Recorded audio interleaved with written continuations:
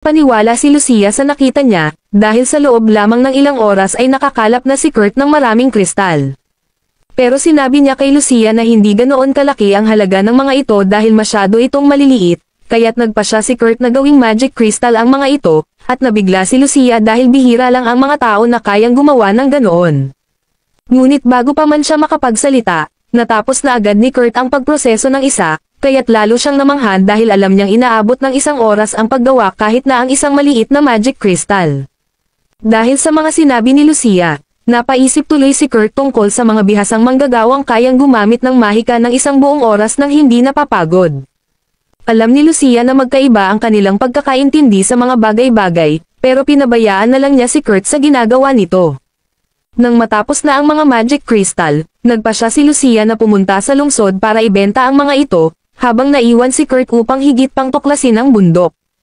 Pagdating sa istasyon ng mga kabalyero, ipinakita ni Lucia ang mga magic crystal, ngunit nang hinanapan siya ng mga dokumento sa pinagmulan ng mga ito ay ipinakita niya ang isang kwintas.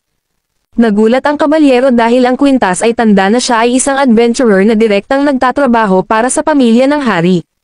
Agad siyang pinayagan ng mga kabalyero na gamitin ang teleportation device papunta sa kabiserang lungsod, dahil hindi alam ng mga kabalyero na matagal nang wala si Lucia sa serbisyo ng hari. Pagdating doon ay dumiretso siya sa kaibigan niyang si Miko upang ibenta ang mga kristal, ngunit sa simula ay sinabi ni Miko na mukhang mababa lang ang halaga ng mga kristal dahil hindi ito masyadong kumikinang. Ngunit matapos niya itong masusing suriin, bigla siyang nag-alok ng 10 gintong barya para sa isang piraso.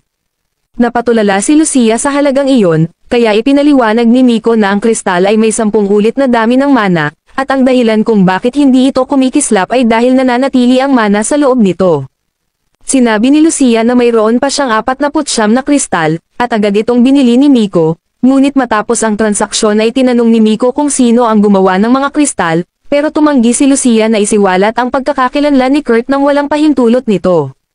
Kahit pa ginamit ni Miko ang kanyang kapangyarihan bilang court mage upang pilitin siya, nanindigan si Lucia at sa huli ay hiniling ni Miko na huwag hayaang umalis ng bansa ang gumawa ng mga kristal. Kasabay nito, ipinahayag ni Miko na kung papayag itong maglingkod sa kaharian, maaari siyang bigyan ng titulong maharlika at posisyon bilang court mage.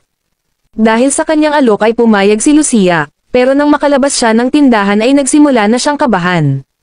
Kinaumagahan, bumalik siya sa naunang lungsod at agad na nagtungo sa job agency para alamin ang tungkol kay Kurt. Sinikap ng tagapangasiwa na pangalagaan ang impormasyon, pero ginamit ni Lucia ang Royal Pass upang mabasa ang mga istatistika ni Kurt. Lubos siyang nagulat sa mga nagawa nito, kaya inutusan niya ang tagapangasiwa na huwag kailanman ipaalam ang anuman tungkol kay Kurt sa kahit sino. Pagkatapos ay ipinagkatiwala niya ang buong halaga na nakuha mula sa mga kristal sa pangalan ni Kurt, at pagkatapos ay nagtungo siya sa bundok upang bisitahin ang binatilyo.